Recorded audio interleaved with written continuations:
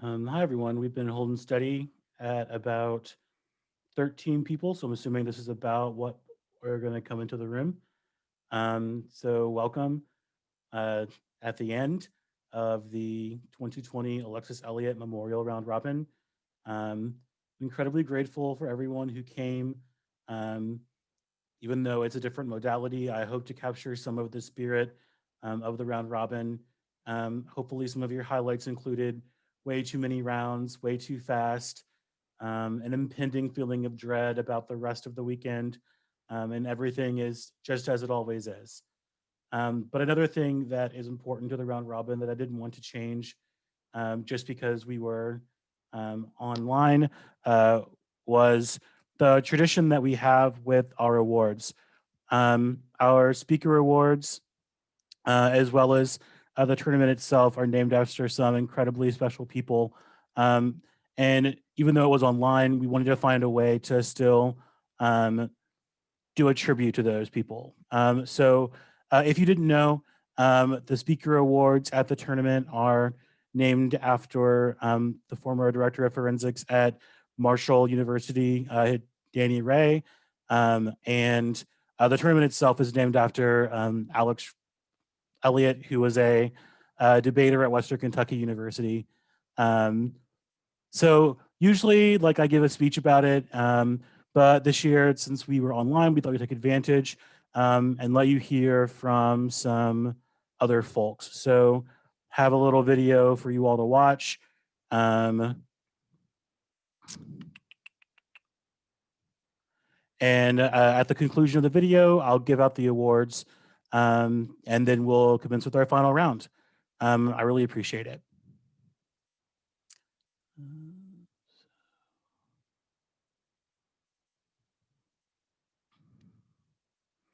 So you should be able to hear the sound.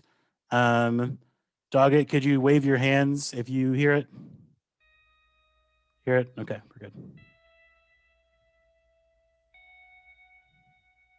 Hey everyone, my name's Mark Allsites, and I was a former competitor for WKU Forensics from 2013 to 2017. I'm truly honored to be able to kind of speak about the impact that this round robin had on me personally, but also why I think this round robin is an amazing opportunity for all of you competitors. First and foremost, this debate is about recognizing and celebrating you. As much as we want to think about this being the first competition for the year, this is a celebration of the hard work that all of you have done to get to this point.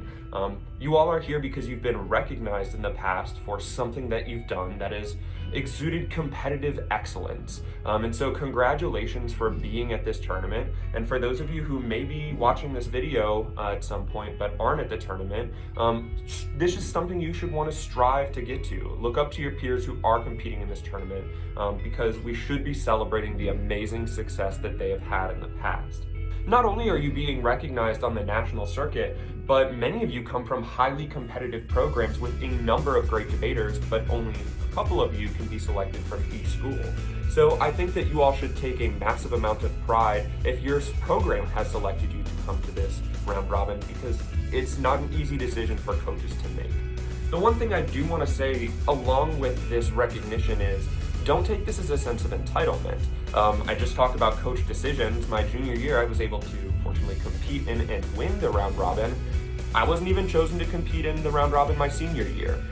There were teammates that I had that had outperformed me and put in more effort than me and were more deserving than me. So whatever happens at this tournament, or just the fact that you're selected for this tournament, don't let that make you feel like you're entitled to something. This tournament should kick off the year with recognizing you for your past work and continue the grind. The second part that I want to talk about is the amazing competitive opportunities that the Alexis Elliott Round Robin will offer you. It goes without saying that because these people are recognized for their competitive excellence who are competing in this tournament, that you're going to have amazing rounds. Because you're in these pods, you're going to be debating a diversity of different programs, and I think that's just an amazing opportunity that really in the NFALD circuit, I didn't find elsewhere. So I think you should be super excited for that this weekend. It's also a great opportunity because it's the first look that you have at arguments. This is truly a test of how good you are as a debater and also the amount of preparation and work you put in before the season. The last thing that I wanted to say about the Alexis Elliott Round Robin is that it's an amazing learning experience. A number of individuals will be able to watch this round robin and take a lot away from it. That was me when I watched Alexis my freshman year. I mean, I remember I was so enamored by not only Alexis's competitive success, but just the way she carried herself, that I was like carrying her heels around while she was changing into flats and stuff. She was just honestly somebody that I looked up to and idolized, and I learned a lot from. So at this year's Alexis Elliott Memorial Round Robin, I encourage you to find someone that you can learn something from. Find someone that you can look up to, because there are a lot of great people. There are a lot of your friends who will be there. Make new friendships, learn from people, love each other, and have a great weekend.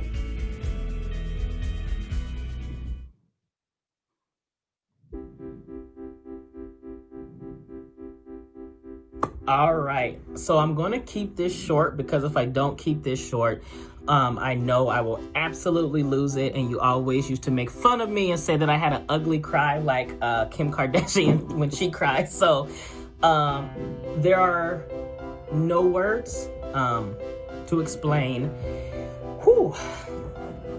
how much I miss you. Okay. Thank you for everything that you have done for me. You took a chance on me, who was undergrad from a student-run team, and you approached me and asked me what I like to coach, and I was thrilled, humbled, honored, and we built something great together, and for that I am forever in debt to you. And I am standing here now in my office as an assistant professor at Emerson College, and none of that would have been possible without you. None of it would have been possible without your trust in me, your courage, and you saw potential in me that I didn't see in myself. And I hope that the way that I'm currently running my team will make you proud. I could flare for the dramatic. So a couple of last things is, again, thank you. You have given me so much, and I know that you're looking down and you are incredibly proud, and I hope that you see the people that you mentored, the culture that you cultivated, and I hope that you really see the impact that you have and that you change people's lives. And there's never an amount of words that can change that. Last couple of things. One, I wore green today, or closest to green, because I knew that's what you would have wanted. Don't comment on it being wrinkled. That's from my bag, because that's what you would not have liked that. The last thing is, I so wish that you were here to see the brilliance of Schitt's Creek. You and I would laugh nonstop about Moira Rose. And I hope one day to be able to share that laugh with you. But while I am here, I am going to do my best to give you a legacy and to give you an honor that will make you proud.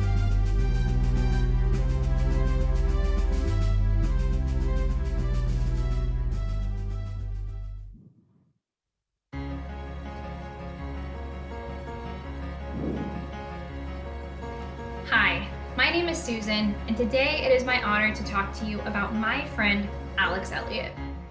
I was lucky enough to know Alex for many years. We were on the same high school and collegiate speech and debate teams, Model UN partners, roommates, and one-time Parley partners. I'm gonna be real with all of you because I think that's what Alex would want. It has been almost impossible for me to adequately describe what a dynamic and unique individual she was and exactly what she meant to me. Alex was one of the most talented people I've ever met. I don't think there was a single speech or debate event that she tried that she wasn't just incredible at. She was exactly what you would think of when you think of a debater. Brilliant, inquisitive, competitive, and super hardworking. In preparing for this, I was trying to remember exactly why she didn't win the first WKU round robin, when I remembered that she only didn't win because she didn't go to the first event because she skipped it for a Taylor Swift concert. Alex was a great person and an even better friend. She was unafraid to speak her mind, advocate for the causes she believed in, and stand up for her friends. She was always there whenever you needed her. In a personally embarrassing story, When I was 18 on New Year's Eve, I bit into the crust of a pizza before going out, and a false tooth of mine fell out. I was mortified and beside myself, but somehow I knew that Alex should be my first call. She immediately dropped everything she was doing and spent her whole evening driving around our hometown of Liberty, Missouri, just talking to me, listening to music, and making me feel better.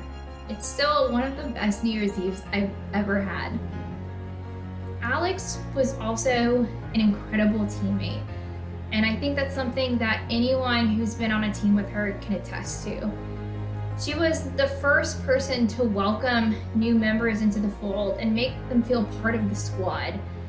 She viewed debate not just as an academic activity, but a social one as well. My favorite memory of Alex has to be from when I was a freshman in college and she was a senior in high school. That year, NSCA Nationals was in Kansas City, Missouri. She had gotten to the semifinal round in domestic extemp, and for whatever reason, she felt like her speech didn't go well, and it kind of decided that she thought her tournament was over. Instead of moping around it, she decided to get all the seniors from her high school team together to go to a Royals game to celebrate the end of her high school speech and debate career. A few hours after the semifinal round ended, my high school coach called me frantic, wanting to know if I was with Alex or knew where she was. When I told him no, he revealed that she'd actually made the final round, but she didn't know because no one could get a hold of her. It will come as no surprise to those of you who knew her well that she had lost her phone. And so for the next few hours, we spent it trying to figure out how to let her know. By the time we finally told her, we were a little worried that she would be upset about all the prep time that she had lost. But instead, she was just really happy that she'd gotten to spend those few hours hanging out with her team and celebrating as a squad. I remember when the round robin was first conceived of. The idea was to make it a celebration of this community and the activity that we love. When I think of why I love debate, I think of Alex. Debate isn't just about the many academic and intellectual benefits. For many people, myself included, debate was a home, and our teammates were our family. They made you feel loved and accepted and pushed you and inspired you to want to be a better person. And Alex was all of those things for me. I can't think of a more fitting tribute to Alex than to name this activity and this event that is a celebration of debate after her. I'm so proud of her and the legacy that she had and the impact she made on WKU and on this community. I thank you for the opportunity to talk about Alex, and I wish you good luck in the tournament ahead.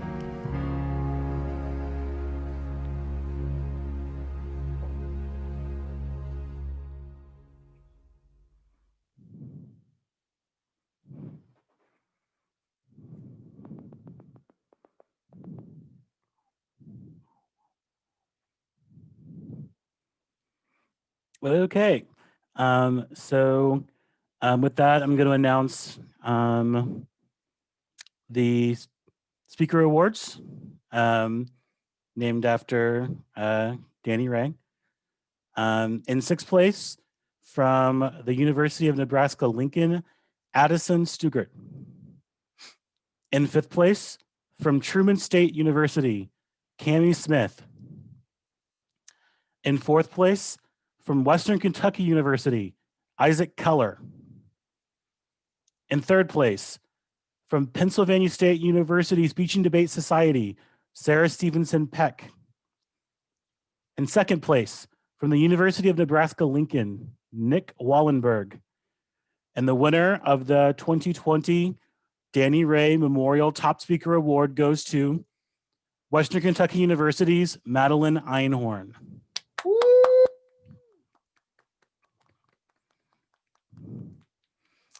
Okay, and I also, before we get started with the final round, wanted to recognize the two next out from their pods.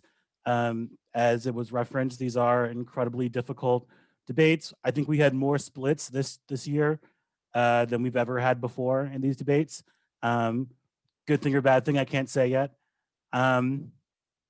In fourth place, I forget which pod you're from. Let me check. Oh, well, it doesn't matter. In fourth place, from Hillsdale College, Jaden Buzzard. And third place, from Pennsylvania State University Speech and Debate Society, Sarah Stevenson Peck. So that sets up a final round between the two top competitors from their pods. From the University of Nebraska-Lincoln, Nicholas Wallenburg. And from Western Kentucky University, Madelynn Einhorn. So yeah, the finals will be in here. The judges should have already gotten pushed their ballot. And we are ready to rock and roll when the competitors are. Can you tell us the panel, Chad? Yeah. So the panel is Jared Anderson from Sacramento State University, Matthew Doggett from Hillsdale College, Craig Hennigan from Truman State University, James Hilbert from Lafayette College, and Nadia Steck from Lewis and Clark College.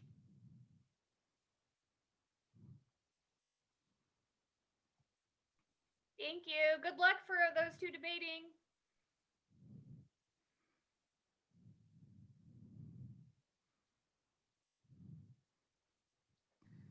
So we just stay in here, Chad?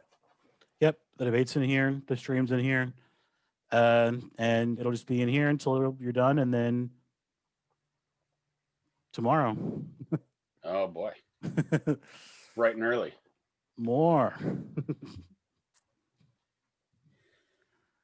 Let me see. So we got Jared, got Craig, got Doggett, we have Nadia. Forgetting someone. James. I didn't see anybody from Here. Yeah, he's here. Yes. He's here. Looks like we have Nick.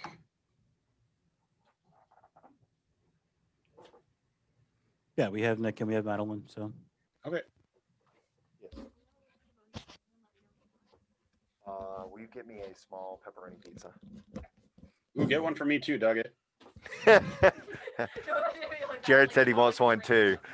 I'll give you my address. so I did you all flip? What are the sides? I'm affirmative. Okay. So judges, if you heard that, Nicholas Wallenburg from UNL is affirmative. Madelynn Einhorn from Western Kentucky is negative.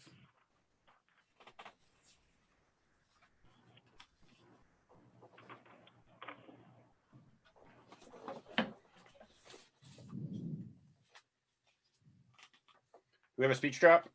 Yeah, I just made one. Let me copy and paste the link into the chat. Thank you.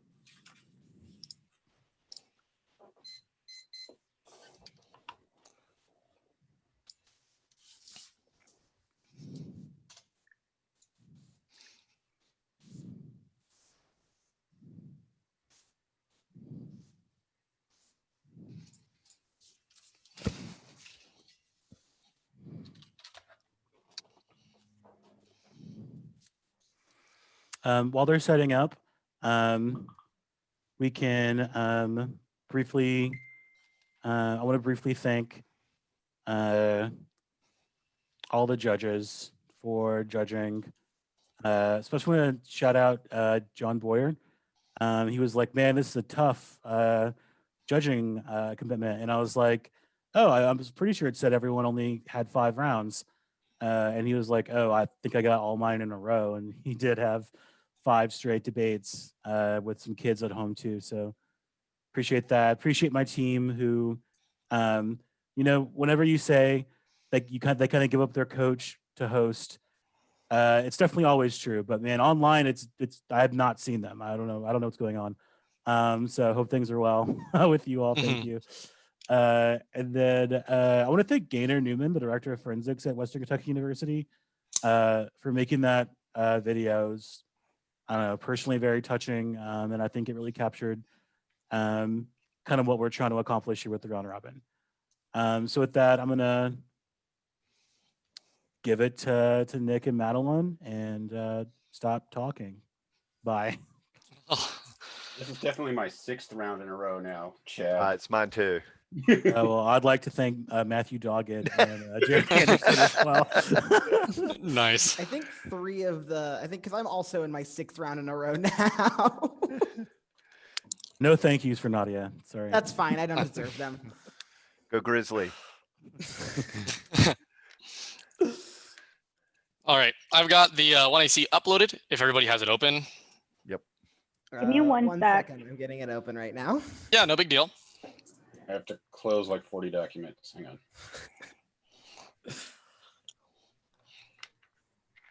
Yeah, every round I've definitely gone through a purge of just clicking the X button as fast as possible.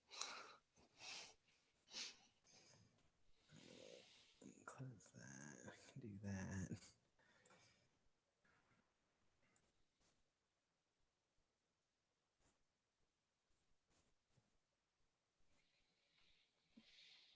Ooh. Yeah, Jared, it's a different app than you've seen today. Breaking new in the final round. I like it. Hell yeah. All right. Is anybody not ready? Awesome. Plan. The United States federal government should implement an immigration policy that removes overall and per country caps for EB1, EB2, and EB3 visas. And the advantage is artificial intelligence. There are large AI talent shortages now. Companies want to invest, but there are too many barriers. The best indicators go west. Sweatsalute 19. The US AI workforce faces a talent shortages. How indicators demand the for supply listing for AI skills increases 5-fold demand for deep learning by 30. The second indicator is salaries. The median salary was still 110,000. Top AI talent makes several times that. Even in entry level skill depth ring among 2 barriers to technology adoption among firms. And the app solves best. Foreign talent is key to interest in innovation to make AI applicable across the nation. Arnold et al. In 19. The US AI sector relies on immigrants of foreign talent, especially important for R&D. AI programs recruits several thousand non-citizens each year, sponsor for our LPR through AEB. The foreign-born experts found many successful companies in the United States. More than half of Silicon Valley stars of U.S. man will far outpace domestic supply. The United States will always have an interest in ensuring time the AI come to live, work, and fuel innovation here. The talented foreigners want to stay. And scenario 1 is China. They win the AI race in the status quo. Their gains are faster and larger than the United States. Immigration is our key benefit. Allison in 19. Leading indicators, consumer choices of products in fintech. China stands alone in competition for facial recognition. Chinese teams claim the top 5 places in system performance competition. High-flight tech regularly beat Google, Microsoft, Facebook, IBM, and MIT. They have the top 5 drone brands. 3 Chinese one. The only one is American. Of every $10 invested in AI, if I went to Chinese startups, 40 American. Of the top AI startups, half are American and half are Chinese. Chinese investments have surged. The Chinese laying the groundwork for generational advantage in AI. Brain power matters more than computing power. China graduates 4 times as many students in the United States. The best fact that the United States can recruit the world's people pride advantages Beijing cannot match. And will isolate 3 internal links to U.S.-China war. 1 is hegemonic transition. China AI accelerates the collision course. It's inevitable in the status quo, but maintaining AI leadership solves. Chase in 630. Trump accusing China for forcing American companies to hand over key tech. COVID has aggravated the situation. The ingredients for conflict are all present. China's economy is on the cusp of becoming larger than the United States. Military spending is growing. It is on the way to being dominant in its neighborhood. The flashpoint, not just local belt and road initiative, involves investments in 152 countries. The most dangerous source of conflict could be China's determination to surpass America as the leading developer of AI. Some fear the code war between its 2 AI superpowers. And second is conventional conflicts. Artificial intelligence will define the U.S.-Sino competition for decades. Winning is key to maintain primacy for the long term, specifically in the SCS. Allen and West in 712. The United States sends strike groups into the SCS as a show of military strength. The standoff raises global tension. It is important officials understand how emerging tech speeds up decision-making through crisis acceleration. The rate of alteration accelerating is important to assess the revolutionary impacts on the AI law on every facet of national security armed conflict. AI has the potential to be one of the single greatest force multiplier for military forces. Variety, tech, and improved decision-making speed and scalability. AI has a number of advantages in the military context. Autonomous operations, faster decision-making, increases speed. Military action. AI is being built into the weapon system, core infrastructure, tanks, artillery, aircraft submissions. AI cannot be separated from competition with China. America's role as the world's leading innovator is threatened. And third is miscalc. Artificial intelligence disproportionately benefits the Chinese military. They will use it to take out decision-making systems, which kills deterrence and internal communication. Dom in 6.5. AI may allow China to realize the long-standing information-centric military strategy. American military forces on lethal attacks. Chinese argue that AI should be used to dominate information networks to take out opponents' force. The U.S. military will need to employ AI to enable an infinite system of systems to be able to crash information networks. The Chinese focus is currently on developing AI technology methods and tactics to precisely target key elements. The successful large-scale attrition forces may not even be as necessary. The use of AI enables large everything from target detection to communication to information processing and command of action. The And U.S.-China war goes nuclear. Howland in 17. The U.S. has 400 military bases surrounding China is deploying anti-ballistic missiles in South Korea and Japan, opposing effective Beijing's nuclear deterrence could lead to a nuclear war. It would be very difficult to figure out whether missiles were targeting command centers or China's nukes. The decline of U.S. influence has a dangerous side. The subject loss should be catastrophic. The odds are high that war would go nuclear. And the AF is key to artificial intelligence dominance. It's specifically key to stop immigration flows to China. So let's loot in 17 or in 19. Majority of AI-related jobs and students are not from the United States. Foreign students, state-to-state students from India and China have some of the highest state rates, about around 85%. Would significantly damage progress if foreign students and workers were to ban from coming into the country. Foreign-born AI talent is not overcrowding out. The demand is so great. Visa restrictions have been one of the largest bottlenecks to productivity changes in immigration, are making the United States less attractive of industry. Executive listed shifts in the legislation and talent migration as the main trends that can negatively affect business growth. Other countries respond to changes in U.S. immigration policy. China particularly invests in AI talent programs. China also has reformed immigration rules. Countries are monitoring and respond to changes in U.S. high-skilled immigration policy. In the United States, expanding employment-based visas pose a huge challenge for China, which was making great efforts to attract and retain talent. And second scenario 2 is targeting. AI gives WMD tracking and targeting capabilities. We can stop them before they're used. More innovation is key to solve terrorist nukes and instability. Irwin in 18. Saw companies help in the complex problem solving to keep weapons of mass destruction out of the hands of terrorists, adopting a global problem that requires capabilities for analyzing intelligence from multiple sources, dirty bombs to nuclear weapons, missiles, chemical and biological agents, state and non-state actors. Artificial intelligence can identify sources of protection and transportation of WMDs before they are used. We use machine learning more effectively to the problem and enable action that might be required to tracking terrorist organizations, weapons of mass destruction, post challenges that go far beyond data overload our adversaries are clipping along. And nuclear terrorism causes retaliation, collapses the economy and deterrence, fell out alone, kills millions. Roth and Bunn in 17. A single terrorist nuclear bomb and a subsequent ripple effects killing tens of hundreds of thousands of aftershocks triple the world is plausible that such a bomb would release 10 kilotons of explosive energy, powerful blast waves, intense heat, radiation, creating mushroom cloud effects, electromagnetic pulse, shorting out communication, electronics, nearby gamma neutron radiation. The fireball would burn everyone a mile away, hot air creating hurricane force winds, physical injuries would cause far more death and suffering, radioactive fallout. The hospital level darkness, nurses killed and wounded, communication would be destroyed. The global economic disaster would be enormous. Every vertebrae for so far they were difficult to estimate, throwing a wrench into the gears of global trade, the trade disruptions and reduced economic activity, global recession, pushing an additional 30 million people in extreme poverty that the nuclear threshold already crossed the inconceivable resulting conflicts might escalate to nuclear use. And independently instability goes nuclear. Benedict in 16. The most important challenge is the reemergence of confrontation between great powers and nuclear weapons, the Middle East on-state actions, transnational threats, the new set of challenges from nuclear states of greater concern. Conflicts could escalate involvement by nuclear powers. Russia, China, and North Korea could pose existential risks. And solvency. The plan increases the share of AI experts coming into the United States by fixing harmful backlogs. Arnold et al. in 19. Out-of-date restrictions be the flow of talent in the US AI side of the green card reform is crucial for defense-related workforce. Green card applicants face challenges, backlogs in per country, annual caps effectively bar many high-skill AI and high-skill tech workers from permanent residence. 38% of computer science students were born in India. That Congress would remove the overall limits on employment-based green cards. This would benefit AI workers. Congress should eliminate except per country caps. Leading employers support no caps at all. The reallocating visas to prevent talented individuals from joining the U.S. AI sector policy to close the door to immigrants, project an image that deter immigrants. Higher overall thresholds would best serve the AI sector. And green cards are key for employee attraction and retention. They want to come for the long term. Arnold et al. in 19. Foreign AI workers pursue LPR, the employment base at the clearest path for the US AI sector. Federal data indicate that AI-related employers seek green cards for their employees. Green card sponsorship is a way for employers to retain employees for longer and the necessity to compete effectively for talent. I'm now open for cross-examination. Okay, cool. Let me just pull up my timer. Sorry, my phone is being weird. Okay, cool. So let's start on the plan text. So you abolish, did you just say no?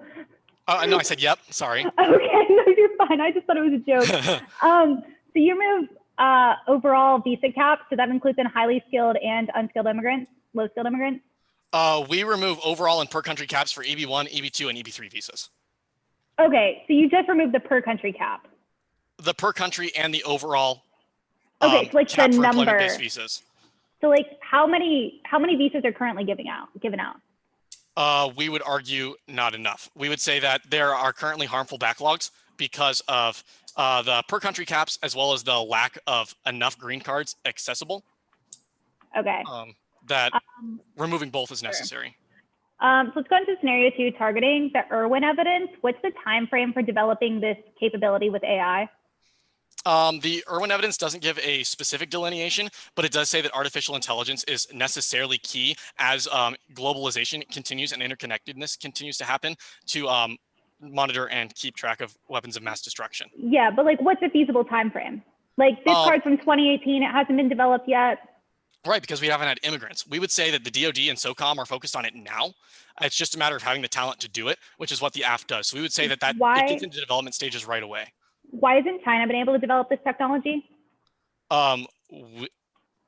We would argue, one, they're not looking into it. They're not concerned about tracking weapons of mass destruction because they don't have any incentive to, because they would all probably be used against the United States first and foremost.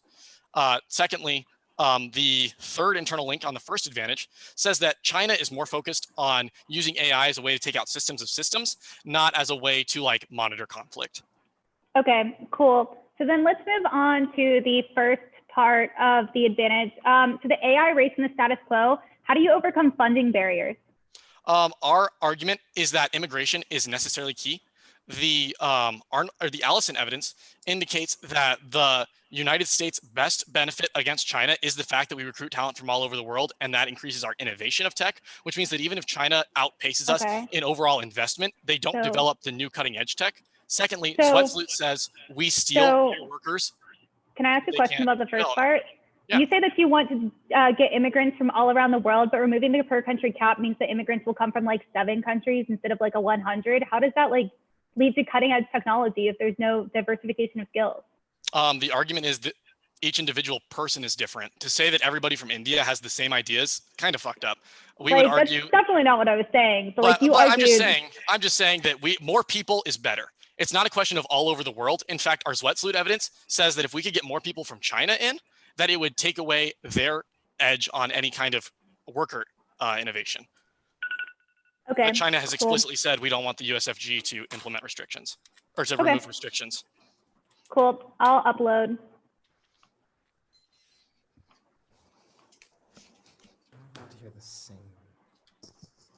If I can find it, it's here somewhere.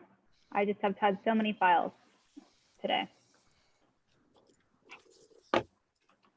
Okay, cool. It should be sent. The order will be 4 off, and then it'll be the advantage in the order of scenarios, and then it'll be solvency.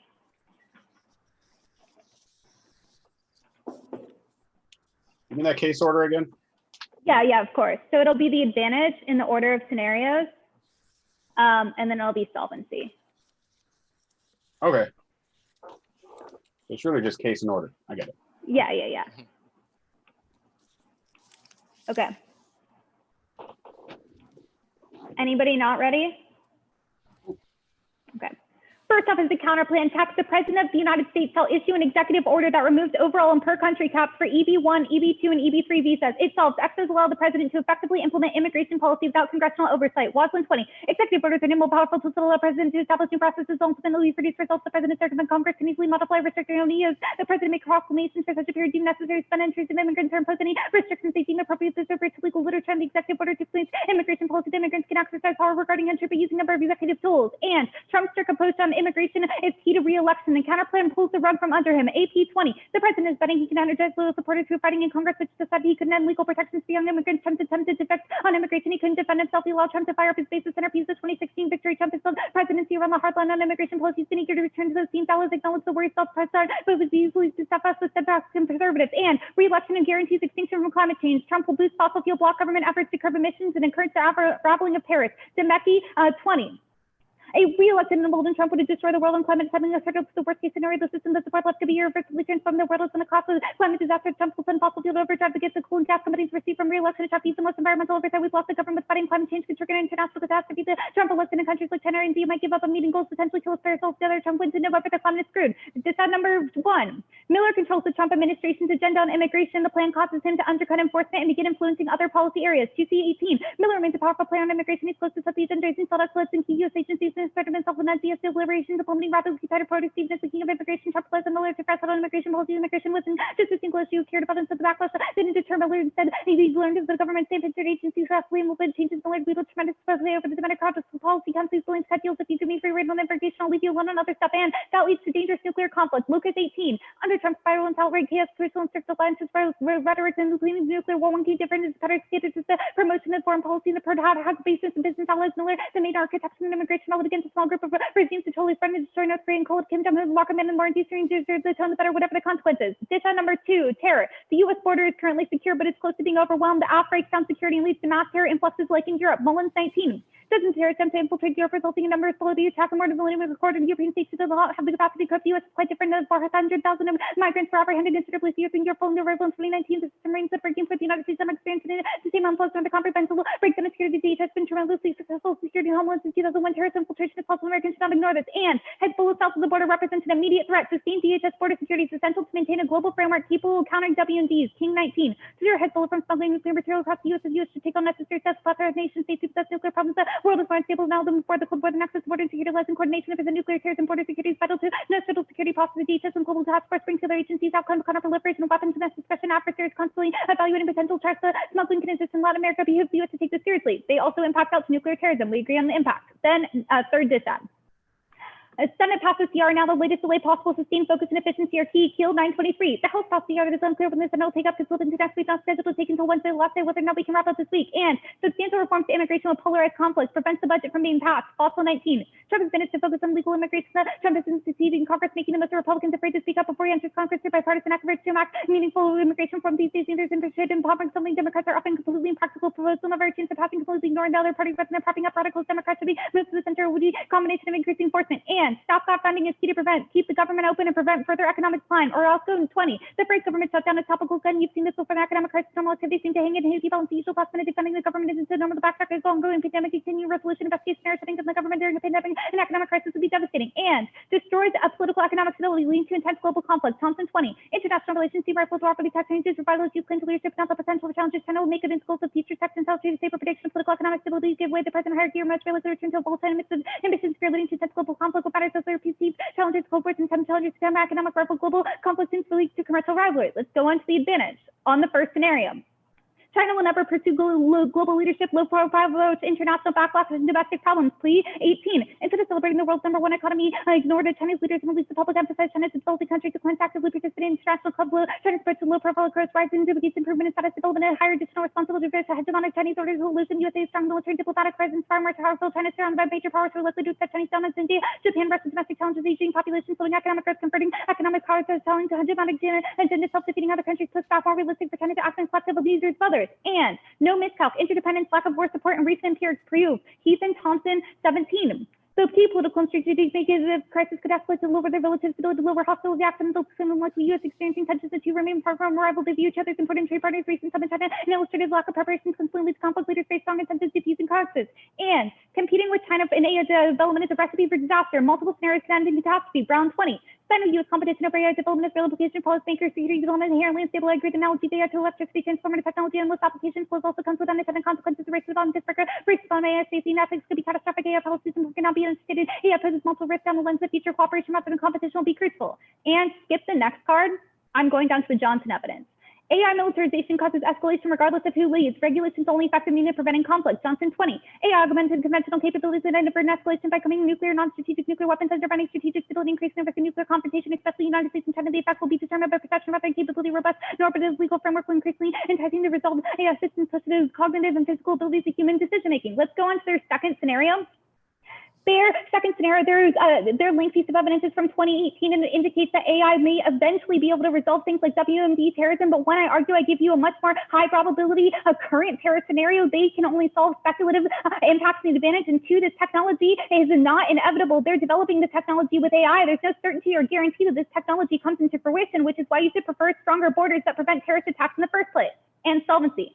Permissive immigration policy collapses U.S. democracy model and turns the case. Martin 2020. Some suggested extending immigration instead recognizes backlash receiving state because of high volume. Merkel directed the refugees we accept without regard for constraints as a standard you praise that to non-endurance norms for youth. Orban used uncontrolled immigration to weapon chase and balance skillful playing the backlash at autocrats use their stakes on untamed migration presence web consequences extremist parties find rich opportunities to use authoritarian features stalwart democracy. United States is vulnerable or democracy is fragile to preserve political space for open immigration and reversal of authoritarianism. We need restoration of rule of law, public perception, we need revitalization of proper screening. And the impact is resilience. We are in an age of existential crisis, cyber great power competition, pandemic climate. Survival depends on domestic commitment. Started in 2020. The neoliberal wave is coming to a close. There are health crisis, climate, cyber attacks, and geoeconomic competition challenge to whether there needs to be a democracy to prevent these challenges. Endure when necessary. During strategy of resilience, use of commerce from the high school from American policymakers should be to preserve constitutional democracy, better face with the next crisis. Any true strategy requires domestic foundation. Cool.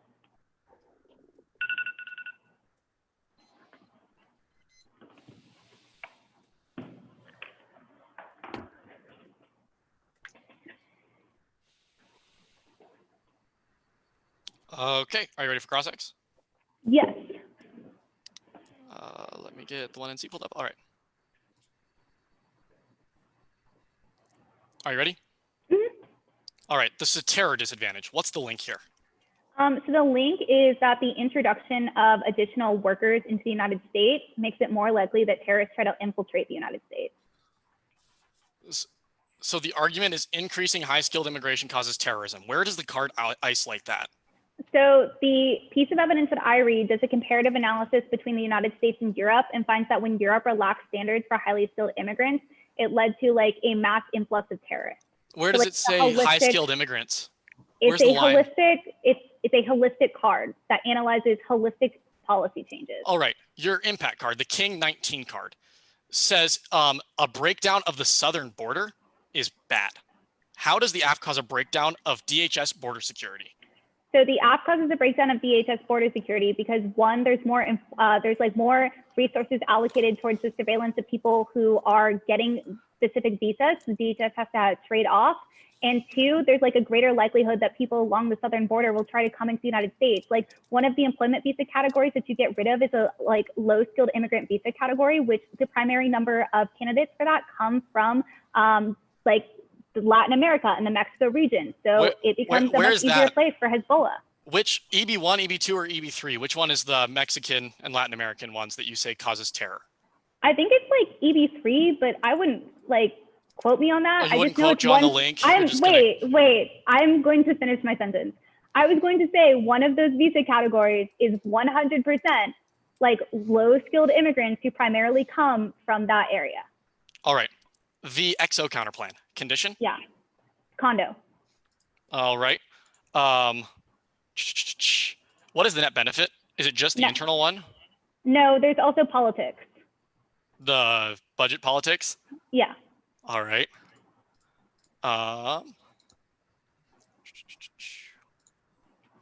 Okay, the Miller disad. I read this in high school. These are all from 2018. How does it, all your cards are from 2018. How does it assume current Trump policy? Like the fact in June, he tweeted, I'm ready to open a path to citizenship.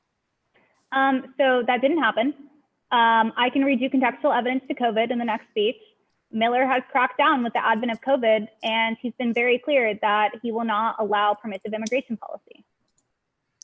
All right. Where is your evidence specific to high-skilled immigration, which, for the most part, Miller Republicans hates have all been immigration. Where does the card talk about that in the context of HSI? It is extremely, first of all, your app is not highly skilled immigration. Two of those three visa categories are highly skilled immigration. Second of all, the card is specific to Miller hating all immigrants. Like it's very clear. He does not like any immigrants. Okay. In that case, I'm going to start prep. 4 minutes starting now. Cool.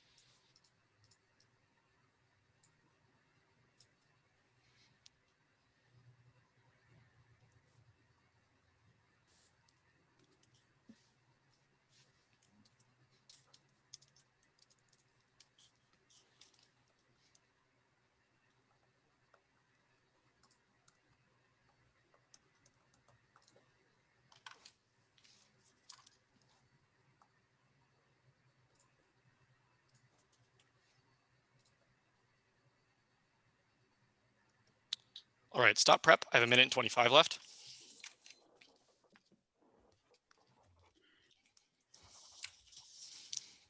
So I'm getting it uploaded now.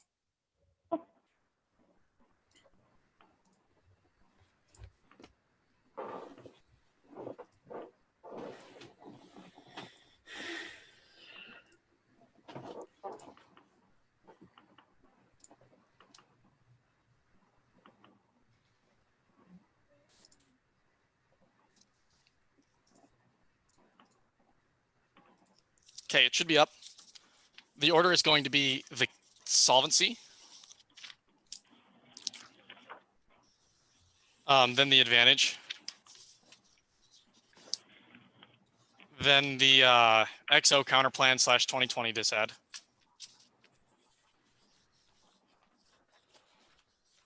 the Miller disad, the Senate continuing resolution disad, and finally the terrorism disadvantage.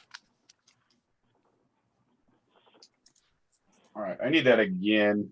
Yep, it's going to be the case, but I'm going to do it in the opposite order: solvency and then the advantage, in the order of the scenarios: China, then targeting. Okay, then the counterplan. Then the counterplan, and then Miller, continuing resolution, and then this terror disadvantage. Okay.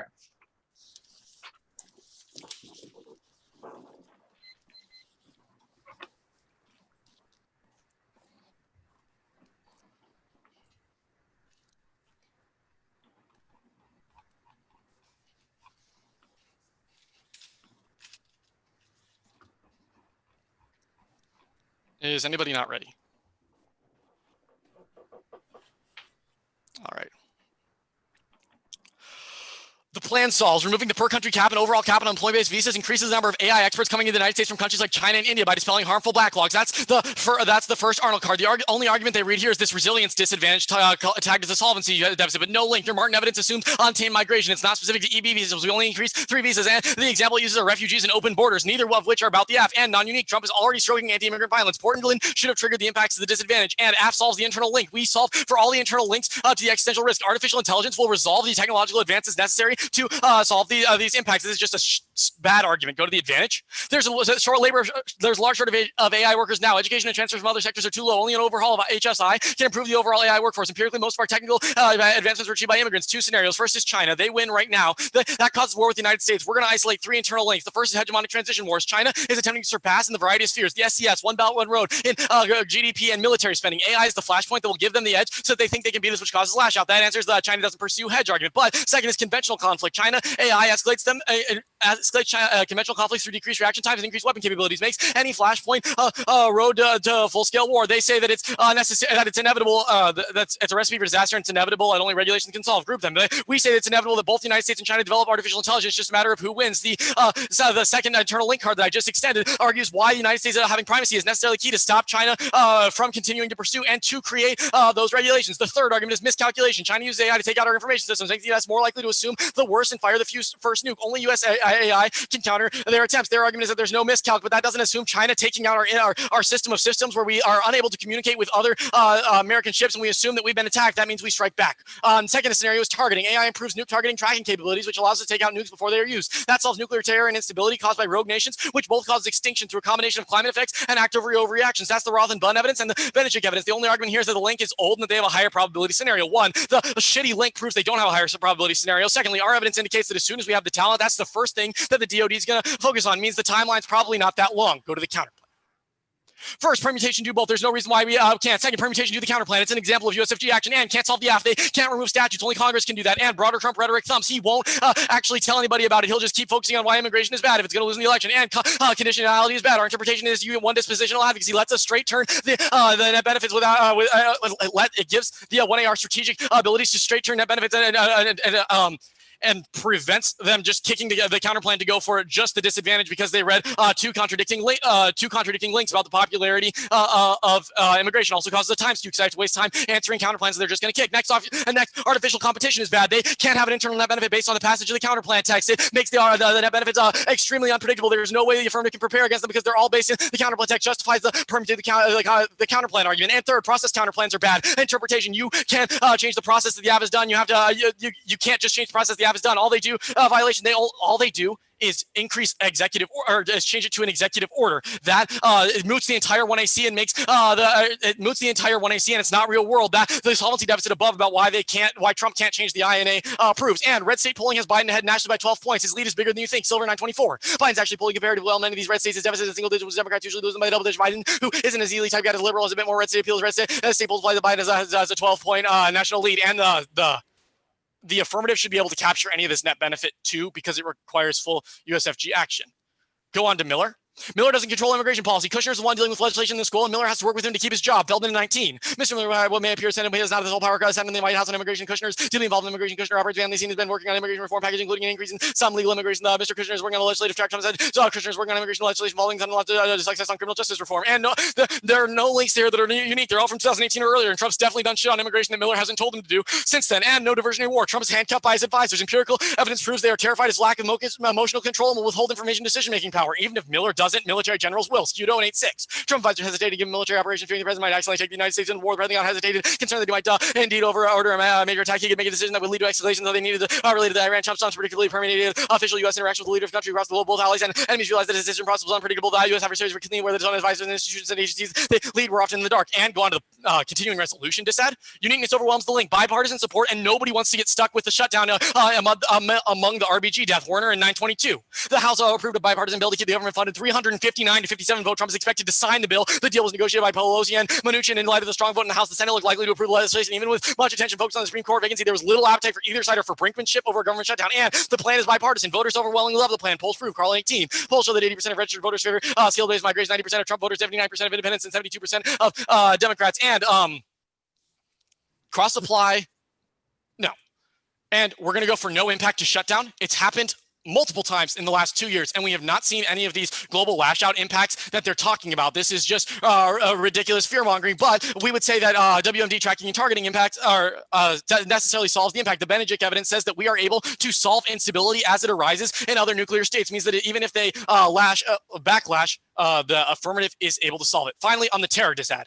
1, Pepsi challenge. There is not a link to this disadvantage. Make them go through and point to you how increasing EB1s, EB2s, and EB3s necessarily opens the southern border to terrorists. Secondly, we would say this dissad's probably racist. The argument that people from Latin America are going to create terror is a securitization threat, a securitizing threat construction that causes more violence against those immigrants when they get here. Probably a reason to reject the team. Next, AF solves this question. If a terrorist does get in, what WMD tracking stops the impact from necessarily happening.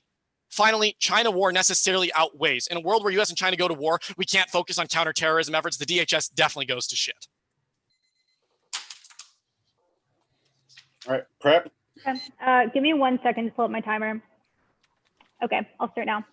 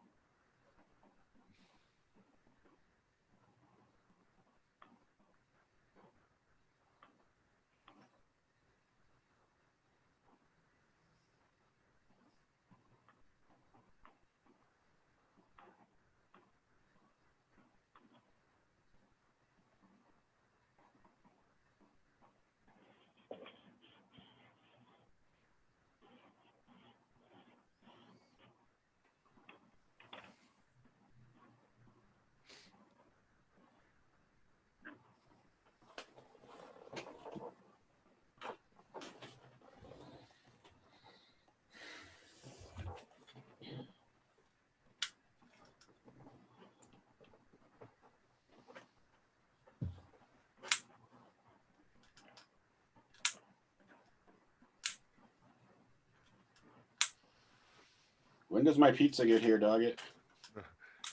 Good question. Sorry, Jared, in your time zone or Doggett's? In my time zone. It's 6 o'clock. It's dinner time.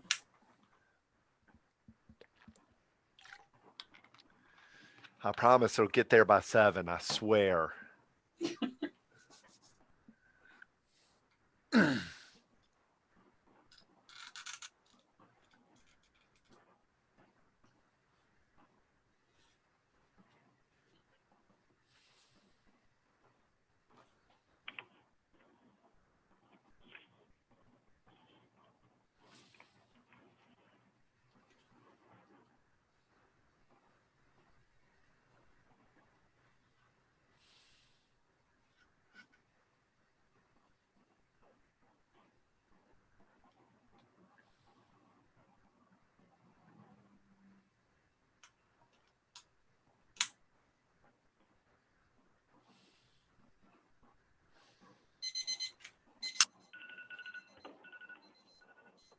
Okay, I'll upload down.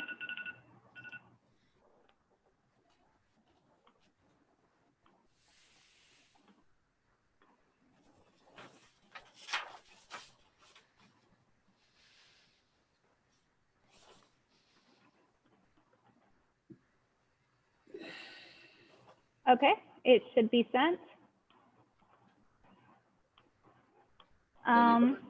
Yes, sorry, I'm pulling up my standos, I think. So the order is going to be first, the Miller disad, the politics disad, the terror disad, the counter plan. Then it's going to be the AI advantage.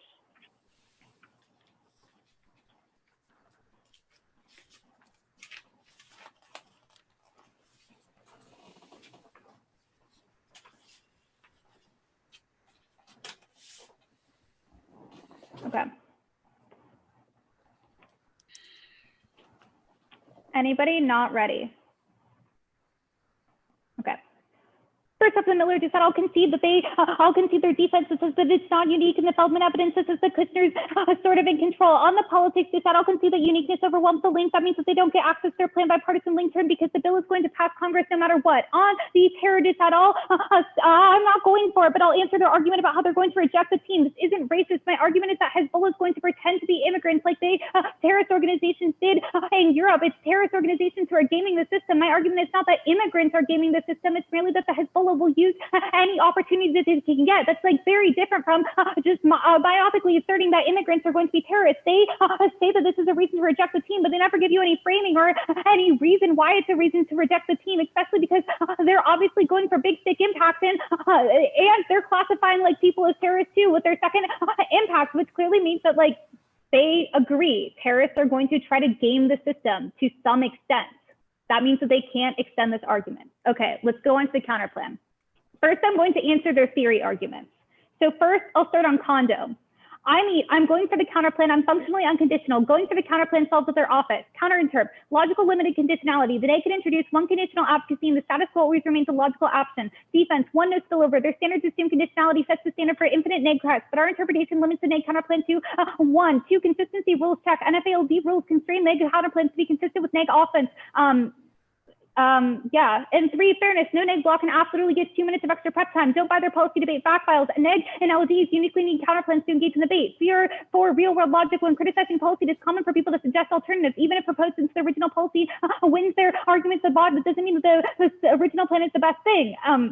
Best thing, all answer the responses. First, if they say that they can straight turn, that they can't have straight turn the app, but they can interrogate the executive orders in itself. It's a pretty predictable counter plan. It's grounded in the literature. Trump is issuing executive orders about immigration all the time. Then they make these arguments about time skew, but I'm going to argue that it's a key to negative ground. If we can't read things like exo counter plans, then we can't check small apps or apps that are on the fringe of the topic. This is going to be key to the negative having equitable, stable ground when they're in the debate. That's going to be a prerequisite to all of their standards, because if the negative skewed out of the debate round, then that means it's impossible for us to join, and there's no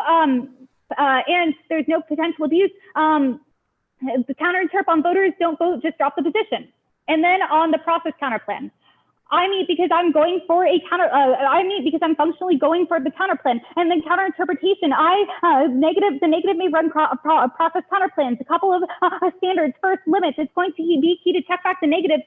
Check back the affirmative. The affirmative can read essentially whatever they can essentially read the most fringe affirms that we don't have answers to. That's a super small affirm. The only response that we can have is something like a process counter plan. It's what they justify with their interpretation. And two, it's a key to topic education. This literature is talking about Trump in the context of executive orders. That means it's going to be key to us sort of understanding what's going on. Their arguments are that it's not real world and that moves the NC, but it is real world because it's things that Trump is actually doing. So that means it's key to And then there's no at very worst drop the position. There's no inherently persuasive voters on it. Okay, now let's go on to the top of the counter plan. I'm going for your ballot will read, I vote neg because the executive branch would do the AF better. The thesis of our position is straightforward. Do the AF, but leave Congress out of it. View the counter plan through a lens of deficiency or its ability to resolve the broad majority of one AC's offense. We don't have to match them step by step, but the end result is the same. The EXO counter plan solves the AF by avoiding the internal net benefit of the 2020 dictats. You can extend the text. The President of the United States shall issue an executive order that includes all of the employment visas. It solves the AF, but better. Our Watson evidence is really good. It notes the long history of past presidents using their authority to implement immigration policy and gives reasoning the constitutional support of it. EXOs can also be amended or revoked at any time, meaning they're more flexible. If the policy is a bad choice, it can easily be revoked. That's an internal net benefit. The counterplan, an independent reason to vote us. All line by line their responses. They are all super blippy. They're like 3-word responses, so you should not let them explode any of their 1AR responses because they didn't warrant them. Right? They just gave 3-word responses, so don't allow them to blow them up in the last speech. So first they say perm do both, but First, they say perm do both, but it links to the internal net benefit. Trump has to be the one who is overwhelmingly implementing this policy. Otherwise, his base will blame the Democrats, the ones in the House who passed the policy. There is no justifications on the perm do both other than them saying it's possible. Then the perm do the AF. This is functionally the same problem. It doesn't avoid the link to the net benefit. The perm to do the AF is just saying functionally that we should do the AF. It's not doing anything in addition to it. It's a very bad permutation that's not getting them any negative ground. It doesn't really make sense as a permutation. Then they make this argument that says that Trump can't do it, but one, they give you no evidence. You can assume from our Watson evidence that does historical analysis of Trump's of executive orders on immigration and finds that Trump can do this executive order. And two, Trump recently increased caps on H-1B visas. Obviously, they can do similar things with highly skilled workers. And they make this argument about rhetoric, but no, if Trump is literally giving an executive order that increases immigration reform, then that will lead to backlash from his voters. Okay, let's go on to net benefit. This is key to Trump getting the election because his voters get upset that his voters get really upset with him, and that means that they lash out. That means that lash out and vote for Biden. When Biden wins, that means that he's going to prevent things like climate change. That's climate change. I'll answer the response. They say Biden wins, but Trump wins. Quinlan 20. An experts believe Trump will win a strong record of predicting the outcome of the election, successfully picking the forecast from Trump in 2016 proposal. So Biden loses the past year of the election. So China, he's tracking blown in crucial states, Florida, slightly ahead of Minnesota and Texas. He will win easily. The turns and outweighs case. One I solve case. 2, climate change is the most probable impact. There's no impact defense on it. As well as 3, climate change controls the internal net benefit to conflict around the world. So it's a prerequisite to any of their impacts. All right, I've got 125 starting now.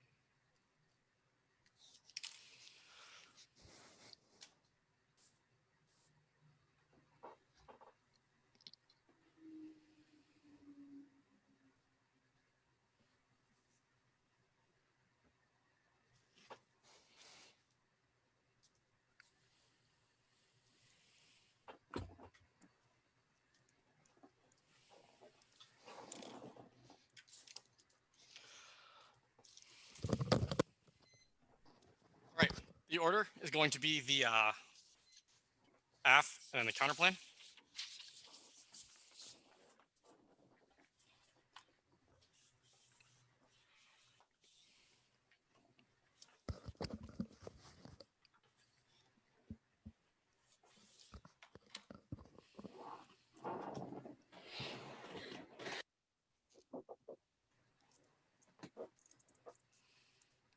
Is anybody not ready?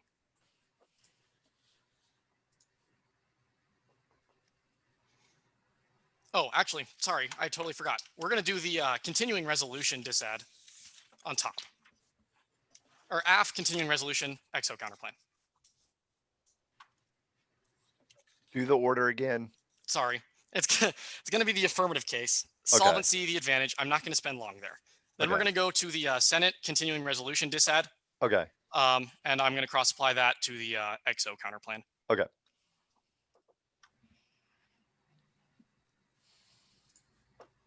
I know I was talking kind of fast. Everybody got that now? All right. Vote affirmative if you think that removing the caps on EB visas is a good idea. They have dropped AF solvency, which means we can have access to all of our impacts. The first impact is U.S.-China war. The artificial intelligence, if the United States loses, it accelerates conflict scenarios, which causes extinction. This impact goes drop. But the second is the WMD targeting. That's going to become really important on the STAR piece of evidence. The imaging evidence says that the United States having WMD tracking and targeting is able to stop new proliferators, which prevents nuclear escalation.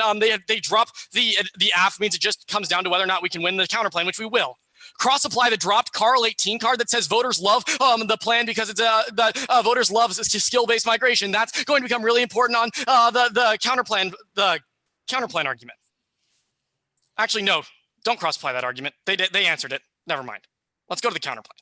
Top level, they have dropped perm to the counterplan is a feasible implementation of the affirmative. Tech over truth here. They answered it like I said, perm to the AF. No, the argument was perm to the counterplan. Trump XO is a version of USFG do the AF. Whether you think this is a bullshit argument or not, you got to pick up the AF on this. I'm sorry, it's game over. But even if you don't, we're going to go for a few arguments here. We're going to go for the solvency deficit, that they cannot remove statutory restrictions on immigration through an executive order. They say that it's happened in the past. No, all that's happened in the past is Trump has issued XOs that says that we will no longer accept those applications. The only Congress is able to do it, which means that if you don't buy perm to the counterplan solves their disadvantage, then you can still vote on they can't solve the AF. The last argument we're going to go for is Biden wins now inevitably. Extend the silver piece of evidence that Biden is ahead by 12 points in the status quo. We use state polls of red states they talk about, Pennsylvania, Texas. Their link already happened. Republicans are already abandoning Trump en masse unless they can account for state polls and the way that Republicans are specifically flipping on the Biden-Trump question. Then this disadvantage is non-unique. That means that even if you don't buy the counterplan arguments, there's no net benefit to the disadvantage. There's no net benefit to the counterplan. The last argument they make is a new argument about how they solve the AF better because it can get revoked if it's bad. We're going to cross-apply the Arnold et al. Evidence here. If they have a new argument, I'll get one too. That being able to revoke is removes the ability for immigrants to feel like they can stay in the United States long-term. They're afraid that Trump will remove their status, means they don't ever come. It's impossible for employers to attract them. So that probably means the AF solves better than counterplan if you give them that new NR argument. Top level, you simply vote on the fact they drop perm to the counterplan. Like that should be where you start your debate or start your decision. And if you don't think that's sufficient, then you can go through the nitty gritty of the fact that the disadvantage is just functionally non-unique, or that the disadvantage is functionally gone and you can vote AF on presumption. Good debate, Madelynn. Thank you, you too.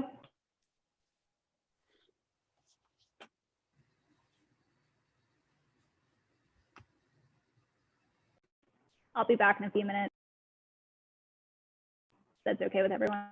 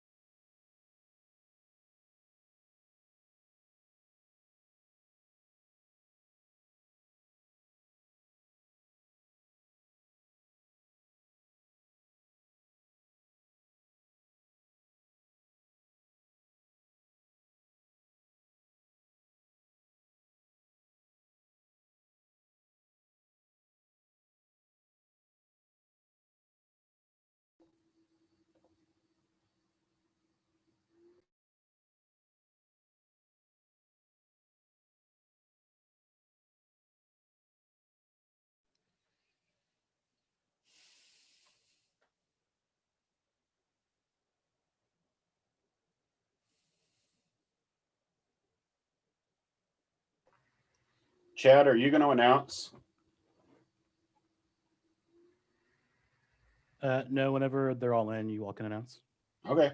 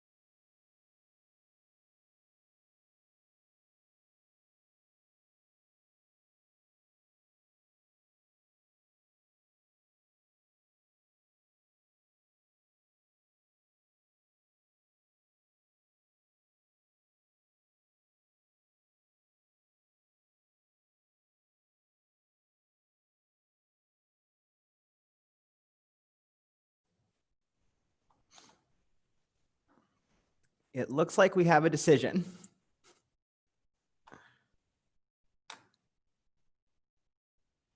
We do. You can announce it, Nadia. Oh, okay. Congratulations to both debaters for making it to the finals. It's a huge, huge achievement. Congratulations to both of you. It is a 4-1 decision for the affirmative from UNL. I'm not on bottom. I'm with the affirmative. So congrats to both debaters.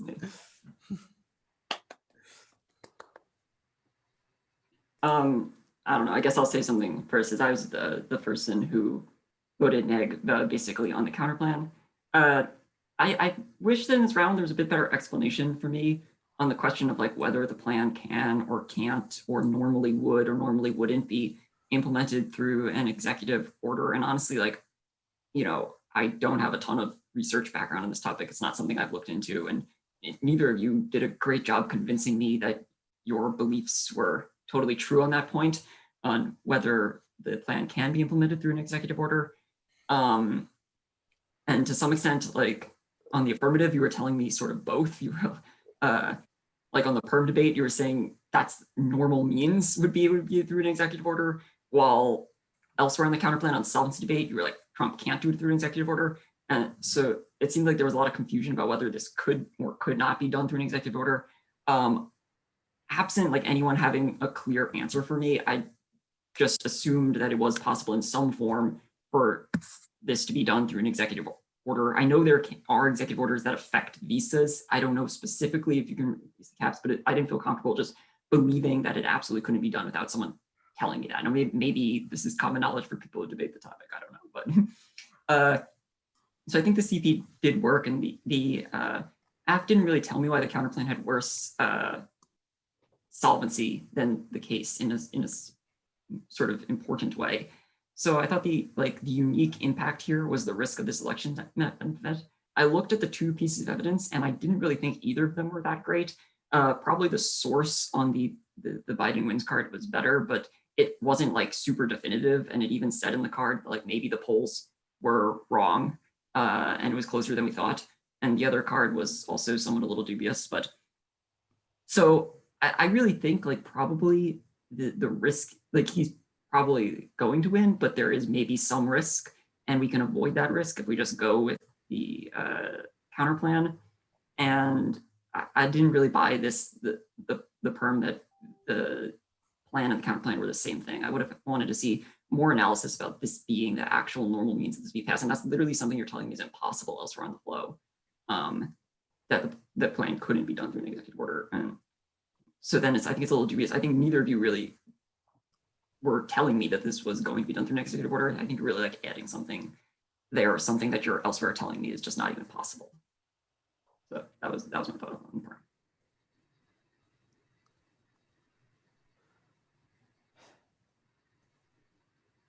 Oh.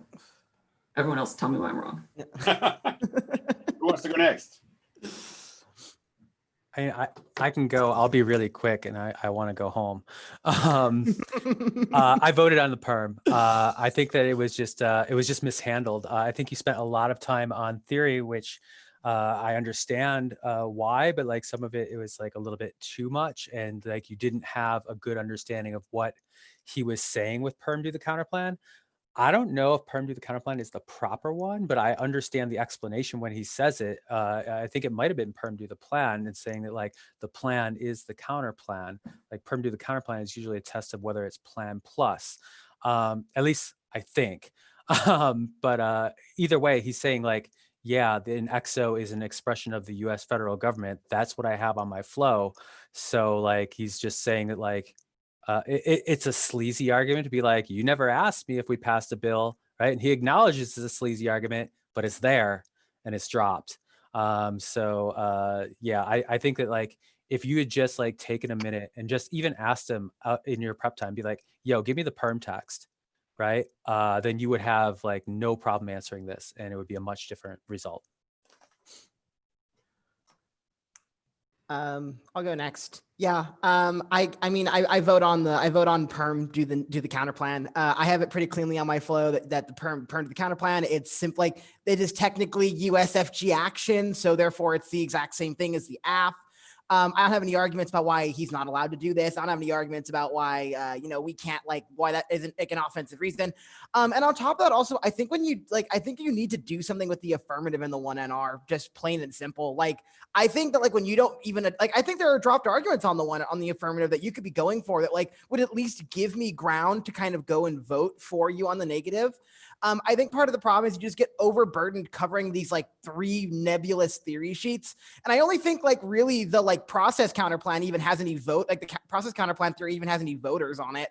The other ones are just kind of like, you shouldn't do this, it's bad. Without any real reason behind it. So I'm not really like, I think that like you kind of get bogged down in the theory debate and then you just kind of read the wrong counterplan responses. On top of that too, I think when you extend the politics non-unique, it also kind of hurts you because there is like, yeah, that extension I think also kind of lets Nick, and I think it's probably a newish argument in the 2AR, but I think it kind of deals with what the 1NR is doing anyways in the way the net benefit kind of gets extrapolated. I think that like Nick is also just winning this argument that like Biden's probably already, like, voters in red states are already flipping on Trump now. So like there's no unique reason why the counter plan does it. And Nick starts to make the argument, and I wish this was in the 1AR, the argument that the plan is bipartisan, which means that if Trump does the plan, now Trump actually wins, which means the net benefit becomes a disadd to the counter plan. I would have loved to have seen that be a 1AR, like the 1AR pivot on answering the net benefit, because I think that also is like a really good offensive argument. I think that's sort of why it's always dangerous to read like politics net benefits in this direction, because like if you can find one bit of bipartisanship, now it's not just like a takeout to like a base disadd or something. Now it's like an offensive link to why doing the counter plan is a bad idea, right? Because if it's bipartisan, then Trump gets a massive surge of support, and that wins him the election, which I think can be really negative. You don't make this argument in the debate. You start to in the 2AR, realize it's new, and stop. But I think ultimately, like, I have arguments about why the net benefit happens in the status quo regardless of the counter plan. I have this untouched permutation about being able to do the counter plan as an advocacy for the affirmative. So I kind of like have a pretty easy time pulling a trigger there and done. I'll go real quick. When you read an XO counter plan, you need to read A-spec, or at least ask the question in cross-X, or you need to read the TUSF, something to defend against this perm.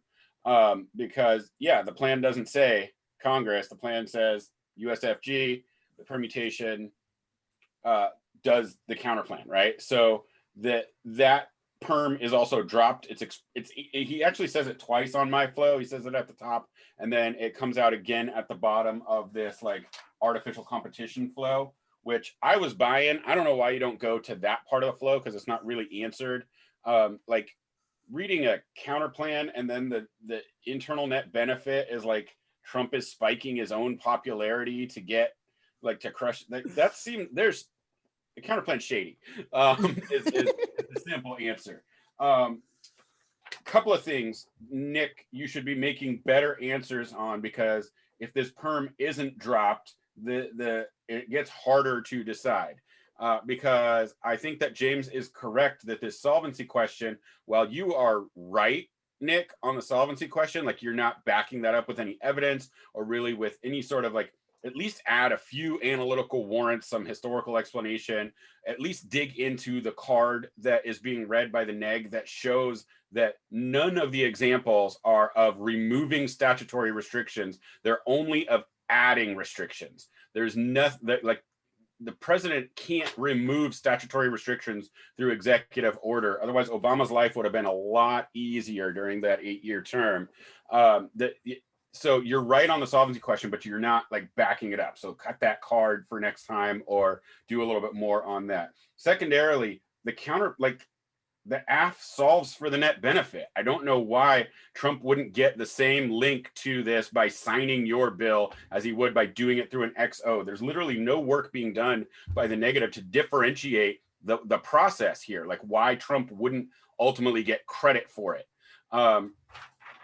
Additionally, compare your evidence your Nate Silver evidence to whoever this random Australian is that's going off of their reading of social media that she reads in the NR. Like this card, like you might as well go off of like Craig's Facebook posts as to who's winning the election. It's not reliable whatsoever.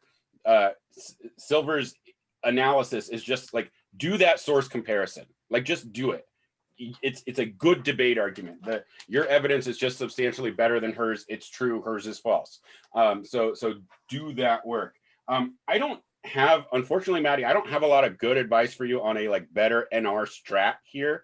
You got into kind of a bind, right? Because the amount of time that you have to spend in the NR digging out of all of these theoretical arguments, like it's messy. So you kind of have to go for the counter plan, even though it's probably not the best argument in the debate. But I'm not sure how you get out of the counter plan quickly enough to kind of like develop a better strategy elsewhere, because it's not like you've got like a clean win on any of these disads or case debate. It would require a lot of time and nuance to kind of like get there without the counter plan. So I feel for you.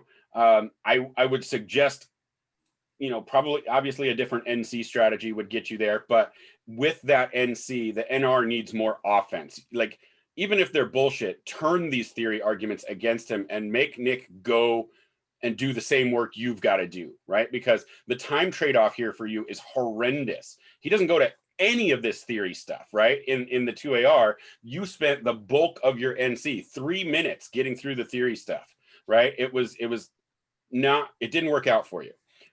So you've got to put some offensive little spikes in there that may be crap, but make him spend a minute of his 3 at least getting out of that something. You gotta turn the tables back. I'll just pick up off that, Jared, and just say that I think Nadia was one that said this. I think that the theory arguments weren't that good anyhow, and I think you should treat them as such because, like Jared said, you get bogged down there. And I know that probably the last one would be the only one that I would have possibly have voted for. I don't have a whole lot to add. I would just say this, that at the point that I don't think there's a net benefit to the disad, then whether this question about whether the executive order can overturn a statutory restriction or not, I think that it doesn't matter to me at the point that it's true or not. It's that there's a risk that he's right, which means that the only way I solve is with the affirmative while there's mitigation to the counter plan. I think that both debaters, as everybody else has clearly said, is that there are several places where we need you to talk about your evidence and make some evidence comparisons because, for example, on this idea, there is something about in the evidence cut for the counter plan about something to do with Congress wanting to give the executive power and stuff like that. But you just really talk about that card generally. You don't talk about specifically the warrants in a way that responds back to this argument about how you can't overturn statutory limitations, which I really don't think you could, because I mean, again, it would have made Obama's life a lot easier. So yeah, you just got to get a braver in a situation like this to go look at some of these theory arguments and go, they're time sucks. I'm going to treat them as time sucks. Or as Jared said, you need to put offense to make sure you're getting that time back. I mean, the time's way more important to the affirmative than it is to you. So if they're wasting 10 or 15 seconds on your reverse voters, that's way more important to them than it is to you. And then yeah, so I mean, at the end of the day, you're just not handling that Biden's going to win. I mean, that just seems to be the direction that the status quo is moving in. So good job to both of you. Congratulations. Thanks, folks. Thank you, everyone. Yeah, I really enjoyed this debate. Good job. Yeah. See you tomorrow, y'all. Oh, way too early.